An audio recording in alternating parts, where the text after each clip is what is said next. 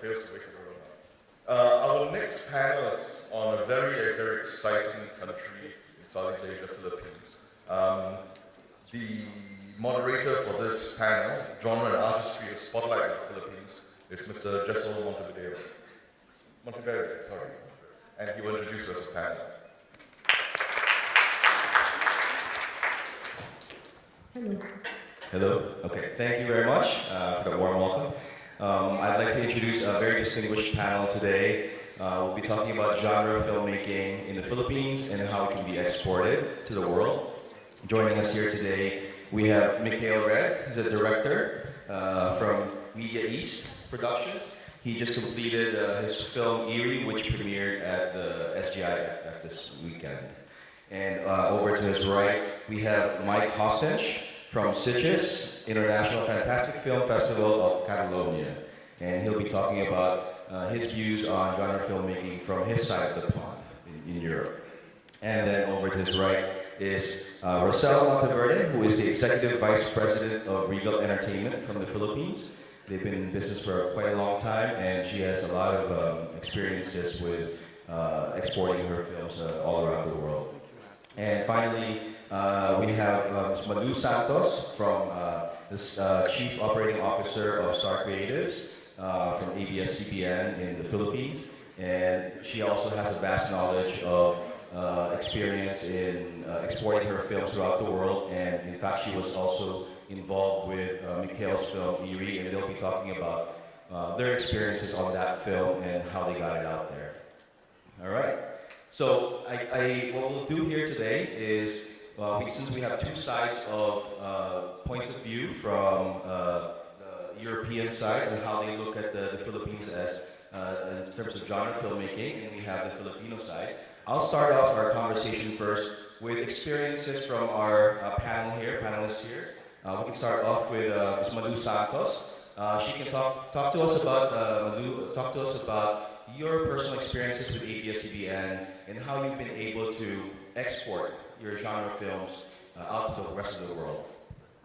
Good morning. I just want to correct, I'm now Executive Advisor to Cinema. This is my first year as a retired executive, and I'm enjoying it. As to genre films, it is extremely, very strong in the Philippines. Our company, the most popular genre is romantic comedy, but we have given support also to other genres like horror, action, we did some fantasy, and some of our films were able also to travel or join international film festivals like the Cannes, Berlin, Venice, and the like. So I think this is 3 years ago we have noticed that the filmmaking or the cinema has changed. So with the change of the filmmaking, we have to evolve. And that's the reason why we're more deliberate in producing and choosing our projects.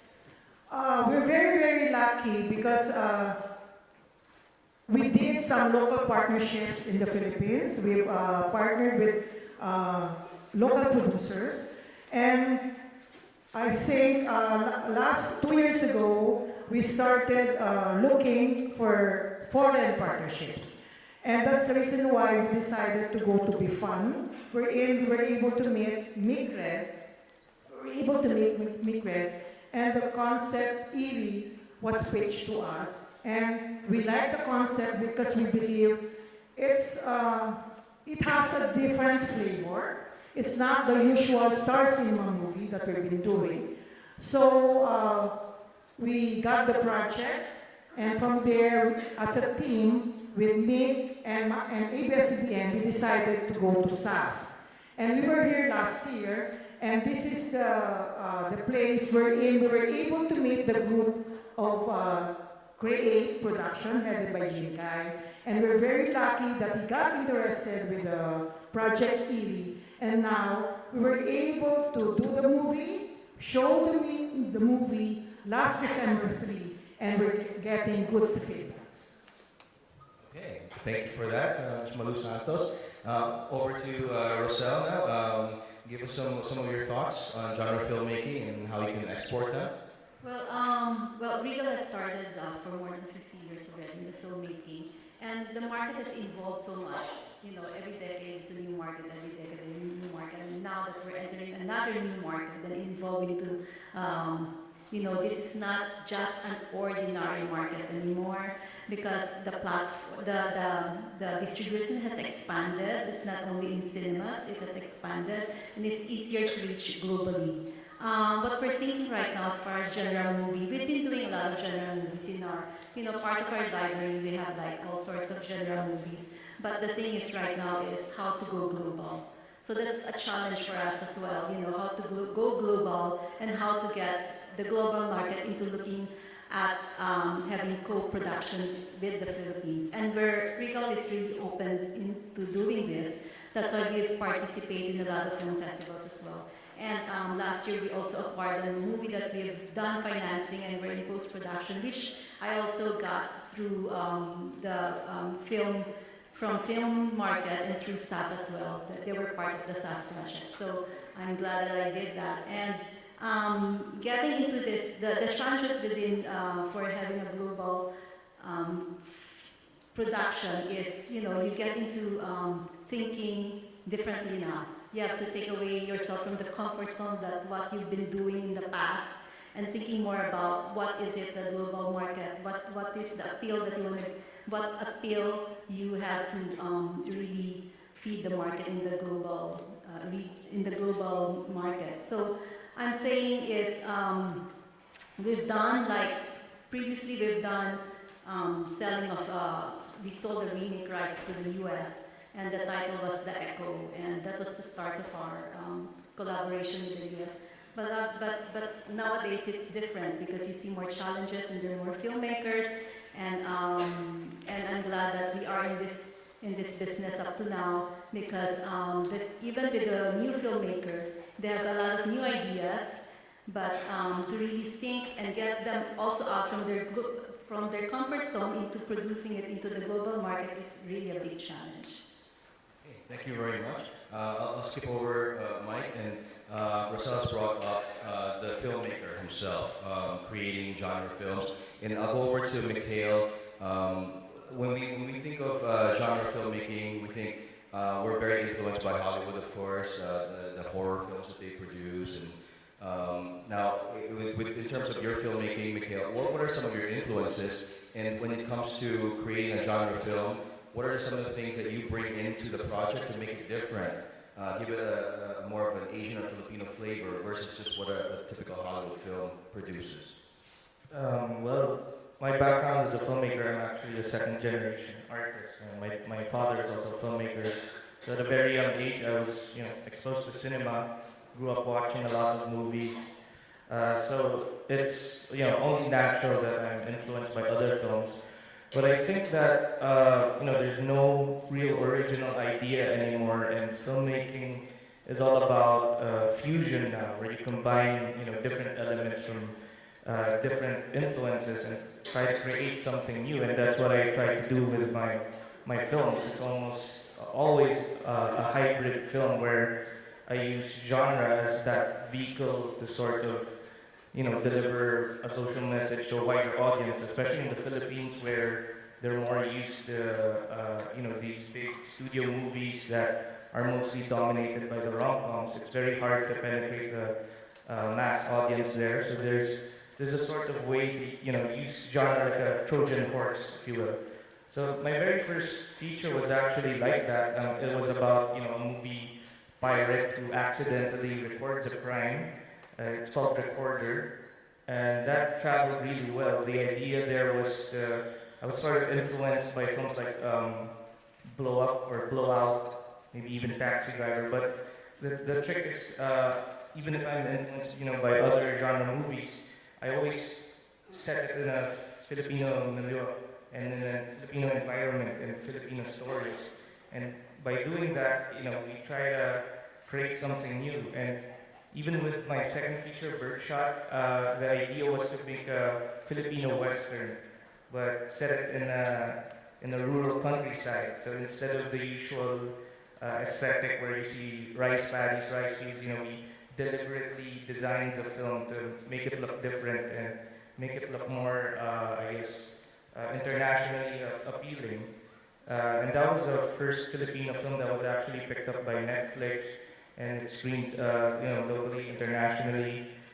And that's been the objective ever since day one. With our third feature film, we wanted to make a commentary on the war on drugs. So we tried to make this assassin thriller called Neo Manila. And that also, we were very happy with that. It was shot in a very modest budget for, I think, 11 days. But the goal was to create something that would still, that would be interesting to the local audience, because they're the audience that we really want to tap with this message. But at the same time, the film should still have legs internationally. And it was actually it sold quite well. We sold in a few territories, even Blu-ray, VOD, and I think we're releasing again theatrically locally next year with that film. And I guess that brings us to Erie, where we had that same strategy. We were looking for international partners. We joined the BFAN and Luchon Fantastic Film Festival, thinking that we would go through that same route of trying to find international financing to make this sort of Filipino hybrid film. And by chance encounter, Star Cinema was there with their local film. And we were there looking for international financing, but we ended up getting them as our partners, local financing, and they greenlit the project. The project won the BFAN prize that year, and then we took it to SAP. So it was the first time where I think Star Cinema was sitting at the side of the filmmaker during pitching instead of being on the other side, greenlighting projects. So it was a very interesting dynamic. And when the international partners, came to our table, it was much easier to pitch with a big studio, a very reputable studio, on the side of the filmmaker already with secured financing. That's why it was very easy to partner up with Create, and now I think they even signed for 5 more films. So yeah, it's a very exciting partnership, and we're looking forward to exploring more of these genre films that hopefully, slowly build the taste of the local Philippine audience and help them, appreciate more of these types of films and diversify local cinema back home, and at the same time, make some money outside as well. So that's the goal. Oh, okay. Well, you've had a lot of success, Mikhail, and yes, it was true when I saw ABS-CBN on the side of the filmmaker at SAP. It was kind of shocking for me, and but it just shows that Filipino producers and studios are trying to get out there, trying to get away from their comfort zone of local markets. Because when we make films in the Philippines in the past, it was all about how will this sell to our public in the Philippines, our local market. But then now we're thinking global, correct? The market has grown smaller, so that's the reason why we have to look outside. Now, from the other side of the pond, speaking of outside, we have Mike here. How does Filipino films and genre films specifically look to you on the other side? Well, I think festivals and audience, they detect at this moment.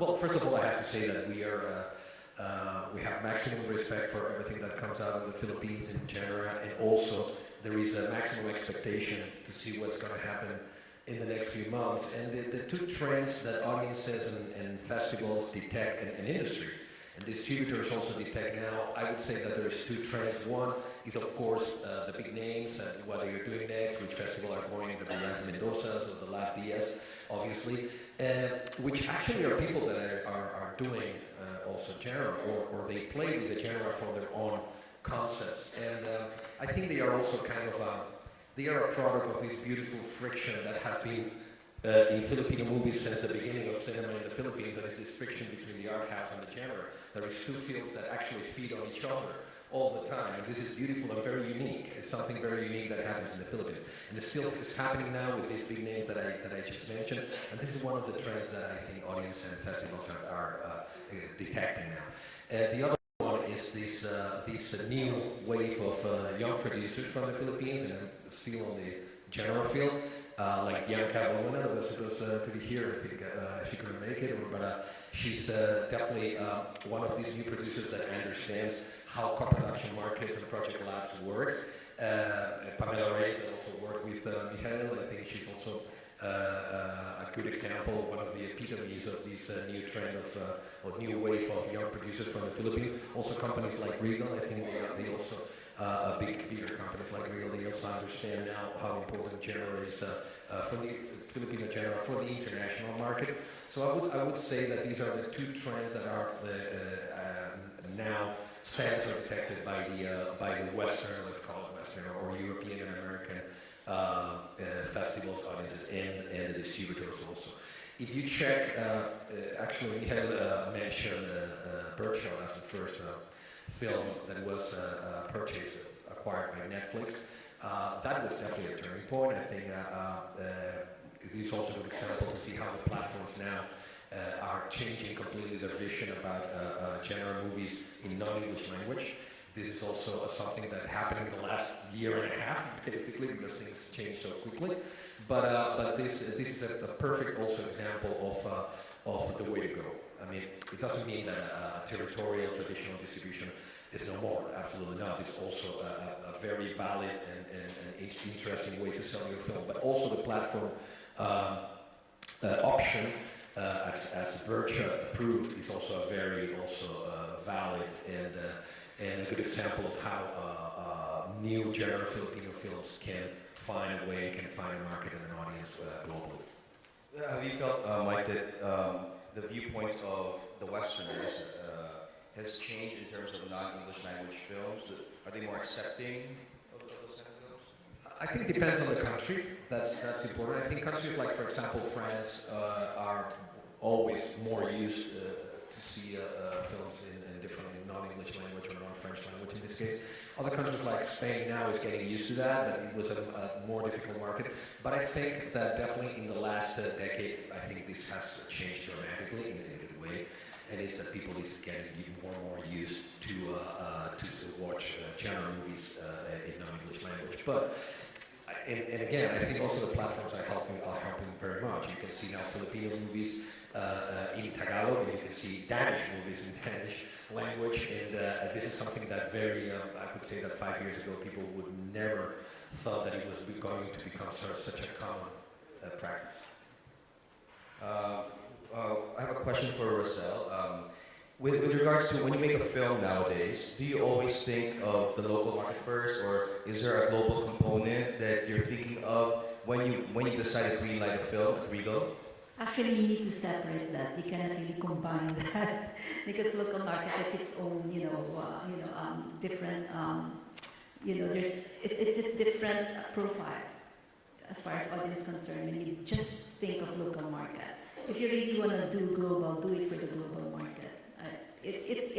You're lucky if you'll be able to hit both actually. So as I've said earlier, this is not an ordinary market. It's not an ordinary market. It has changed a lot. So especially when you say that the platform has been expanding. So the Filipino audience is also very open to any genre. So I don't know whether they're willing to pay, because also of the prices in the ticket admission has gone high. So you actually limit the audience now, and this audience which are really more into the higher social status, they're more discriminating of what they want to watch now. It's not just something that you can just throw out in the market. So even, what I'm saying is, even in the local market in the Philippines, it has changed a lot. And we're talking about those people who would purchase a higher ticket admission. So it's, totally, you really have to come out with not just anything that's ordinary. You really need to break the norm when in doing movies now, in producing movies now. Maybe as producers, we have to continue to listen to our audience because that's the only way to continually grow the company. Because if we know how to listen, we will feel and we will know what they want. Now, as to the rise of the other platforms like OTT and VOD, the playing field is more competitive now, but it's more healthy, and it's a better ground, better playground for different for all the creators. And I've realized because of the young filmmakers, I think they inspired us and they motivated us because they're not really contented in one place, in one situation. So they keep on thinking, I want to bring my movie or my concept to different countries. And with our interaction with these young filmmakers, we started by, oh my, yeah, it has evolved, they have evolved, they're not contented with the local market, they have changed their concepts, and now we want to interact with those people because we know we can learn from them, and maybe the young filmmakers will also learn our traditional practices. So I think commercial cinema now is a combination, it should be a fusion of commercial and art, wherein it should be balanced, wherein you can make it locally, but definitely it can also travel. Malu, you mentioned earlier that the ticket sales are smaller now, they're down in the Philippines, but is this offset by the global opportunity? Is it offset by the OTT platforms that you can now sell your films to and export, so you don't have to rely on just the local markets? But I think there's still discriminate. The Philippines is not yet considered as a number one contender wherein we can give our movies. But if we start with the right partnerships, maybe with foreign partnerships, and we have the right budget for our movies, I think with our brilliant filmmakers, we can go to that direction and we can open our movies to the world. Well, let's open it up to the audience. Do you have any questions regarding genre filmmaking? It doesn't have to be just the Philippines. I mean, you're all from different countries. You all have different genres in your country. You have different perspectives. Any questions from the audience? So I just want to add, the Philippines, as chairman of the board of the Producers Association, we're working closely with FDCP for government support. Maybe it's the right time, this is the right time for government support so that the movies of the Philippines will be the highlight of world cinema also. I have a question for our producer friends, and it's like, well, of course, to be hailed as a genre filmmaker. Normally, we heard critics say that not only genre, specifically horror movies, they tend to save the industry every time there is an economic downturn. And now we're living probably the best, in terms of box office globally around the world, we're living one of the best moments of box office returns for horror movies. Do you think this could be applied to the Philippines? Do you think horror movies can also play some kind of a role to give back the audiences to the theaters? Because you were complaining about that, actually. You know, our movie, one of the highest grosser that we have in our own company is, and it has gone to many different types of, it's a franchise for a movie. It's titled Shake, Rattle, and Roll. So we're now on the 15th already. Horror has been a very it has a wide audience in the Philippines actually. So that's why when we did Sigaw, it's a Philippine title, it was remade for Hollywood with the title The Echo. The Echo, yeah. Yeah, that's pretty cool. Thank you very much for the explanation. So horror is really very, it travels, horror travels. And let me say that Shake, Rattle, and Roll is probably the oldest Yes, I can attest. series of horror that Close 15. way back. It's a rite of passage for directors, for young directors in the Philippines. If you're a young director, you have to go through Shake, Rattle, and Roll. And actually, it started in proving that how important art house and horror together. It started with directors that normally, outside of the Philippines, are normally considered art house, like Peque Gallaga, for example. So, yeah. That's correct, because that's one of the few things that we experiment in combining art house with commercialism. Let me ask Mikhail, because it sounds like when we think genre, it's always horror, right? I'm sure as a filmmaker, you want to do all kinds of films. So how do you convince a producer like Malu or Rosel to fund your other films that's not horror related? We actually have several other projects planned. Actually, when I pitch right no, when I get back to the Philippines, I'm actually shooting my 5th feature film this January. It's like a high school kidnapping heist movie. And then with Star Cinema, we have a zombie movie, and then a remake of a fantasy epic. So we're working on that. Also working on a mini series with action elements in it. I guess the trick is, when we sit down and when we pitch with the studios, we're very deliberate, we're very calculated with it. Like, for example, I think one of the reasons Neo Manila deals with a very sensitive subject. It's a war on drugs, but it's an assassin movie. But we were very strategic. For example, with the casting, where we cast a dramatic actress who usually plays the villain in soap operas, and then we made her a female assassin in the movie. She learned how to ride motorbike, shoot guns, and that in a way helped draw the audience. It was one of those rare movies that we were up against other romantic comedies, but our movie was selling out during the festival locally in Q Cinema, and we even took the audience prize, for such a very dark and heavy movie. So that was, I guess, one of the strategies that we used. And even with Eerie, we cast Bea Alonzo, this huge superstar back home, but she usually does love stories, and it's her first role in a horror movie. So that's one of the things that we're using to promote it. And of course, it also stars Ma'am Charo Santos, who's an icon. She did her first film was also horror back in the 70s with, of course, Mike De Leon in Itim. So she's an icon, and in a way, it's her comeback to the horror genre. So that was part of the strategy. Going into it, when we were pitching, we didn't know that we would have that sort of star power. And of course, with their company, they have the machinery to actually promote it back home.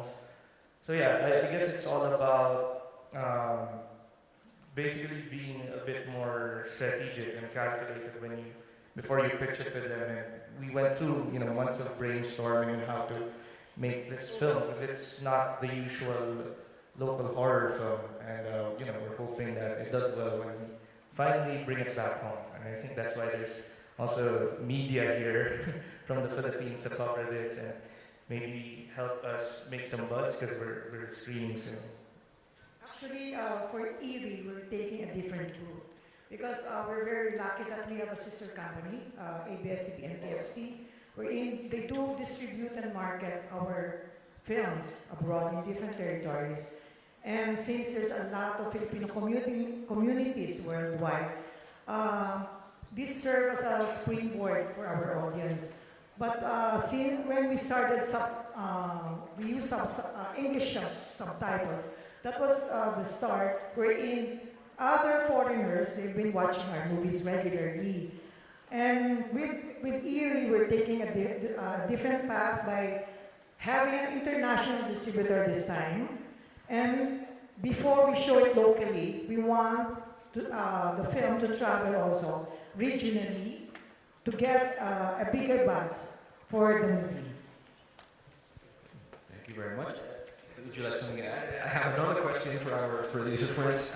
What about action, to go away a little bit from horror? What about action? Because the Indonesians, in the last 5 years, they created a sensational industry surrounding basically 4 or 5 The Raid, right? Raid, and very recently Night Come for Us, that is a Netflix film, actually. So that also maybe paves a way in the Philippines. Eric Mackey's last film by Buzz, which is an excellent action movie. I think maybe this is another genre that could also help.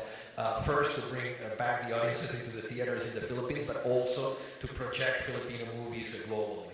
What do you think? Before we used to do action movies, there were a lot, and the action movies were really, really successful during the time. But 5 years ago or 8 years ago, it started to die down because maybe the action stars started aging also.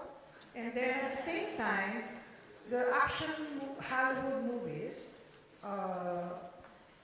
they're really different with our action pictures because of the budget. We cannot be at par with our foreign action movies, and that's the reason why it's really started to die. And we cannot produce action movies anymore because the audience, they don't like our action movies because of our budget. We cannot afford it. But I have to insist that By Bus actually looks very good in terms of action. It's top-notch action and can be compared. The martial arts and the shooting scenes and all that can be compared on the same terms as American movies at this moment, in my humble opinion. So maybe Philippines needs a charismatic Iko Wise or a charismatic Tony Jaa to just boost these action movies, maybe.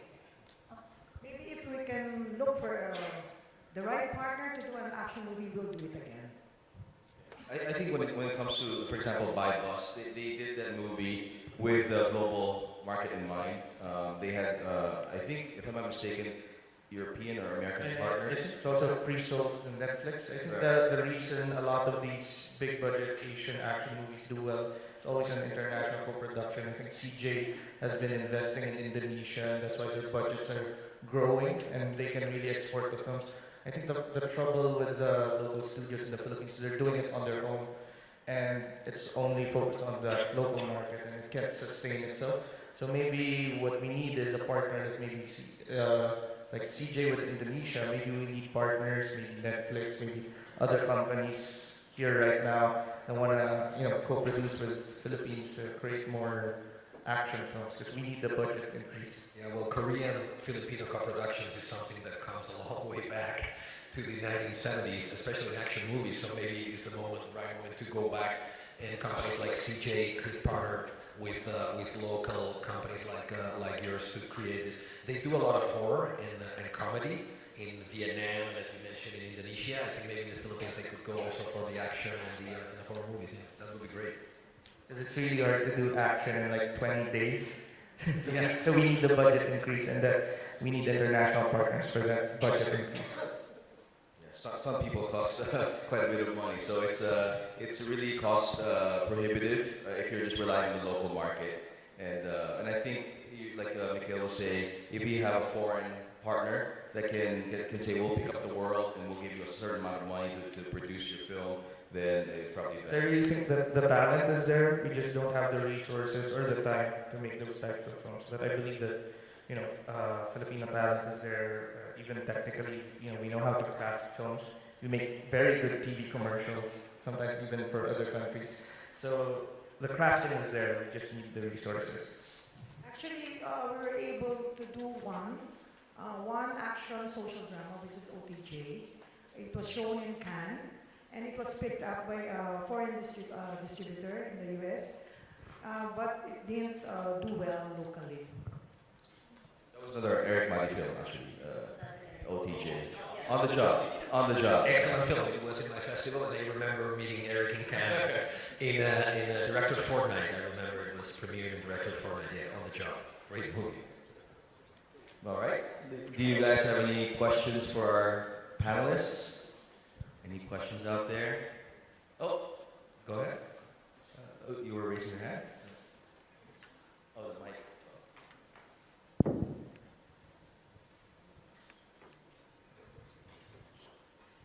I'd like to ask, how would you describe Erie and what makes it appealing universally? Well, first of all, it's been a while since I think we've seen Asian horror that relies on more, spiritual elements. Recently, it's Western horror that's been dominating the international box office. Very fantastical, creature-based or high-concept type of films like A Quiet Place or maybe even Lights Out, very high-concept, conceptual horror. So we wanted to pay homage to these very, we even set the film with a very familiar urban legend, where a girl hangs herself in the comfort room of a school. So it's something that's very universal, a lot of cultures can relate to, so we set it with that familiar premise and then build on that urban legend and sort of subvert it And I think that should, we're hoping that that should attract an audience even locally. We have a very large millennial audience. I think the median age is almost early 20s. So we're really targeting that, targeting the youth, targeting the student audience. And the fact that the whole horror film is set in a school, and the fact that it's a film that deals about these repressed kids, raised in this very conservative Catholic school, and a ghost haunting the halls. It's a very structured film that relies on something that our audience is very familiar with. So we're hoping that that alone helps us sell it locally, and of course it's something new because now we have international partners, and the script went through IFAN and SAF.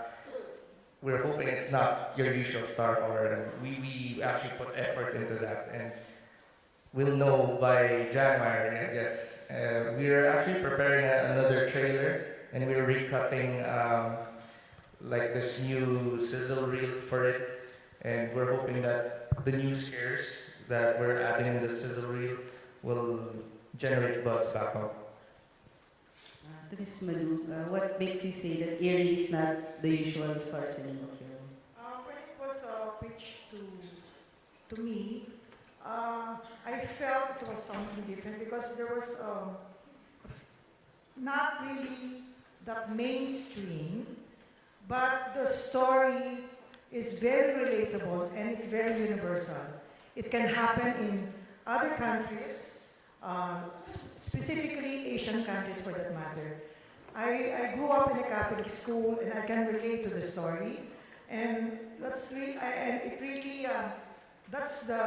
the story that hit me. Now, it can be relatable to all nationalities. So I think when I saw the movie, the finished product, I'm really overwhelmed and really, really proud that it has the makings of an international movie. Lastly, are there plans to screen it in other Asian countries? Yes, our distributor is working on it, and we have, after the screening, we got a lot of inquiries from other Asian countries, and we're still meeting with them. Thank you. Any other questions? Oh, there's one back there. Can we give the gentleman the mic?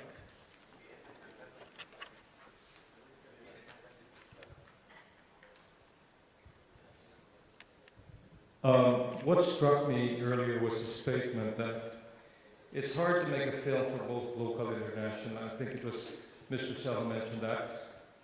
So the question would, I have two questions in one actually. So the question would be, like, when we're targeting for the international audience, for example, we can't help it that our cultural background will have to influence our storytelling. So in connection to that, this goes to the later comment of Ms. Santos, which is the makings of an international movie. What exactly is the makings of an international movie? So to address your first question with regards to that we need to separate when you do local, because you can really go very, very local, wherein you tap mass audience, okay? Which is like example comedy. A genre like comedy, the type of humor that is cultural to us might not appeal to other countries. Okay, unless someone else from another country can really read the script and put in their own, ideas into how to make it a more global appeal. So that's what I mean. And because we also, as in Regal, we do have a certain number of movies that we try to produce in a year. So being very selective in our type of movie, if we want to go for every movie that we have to think that is every movie that we do locally has to go global. It's very overwhelming for a lot of our creative people because they have to shift their, it's a lot of training to do. It's not just something that you can, hey, come on, give me something that is local and work global at the same time. So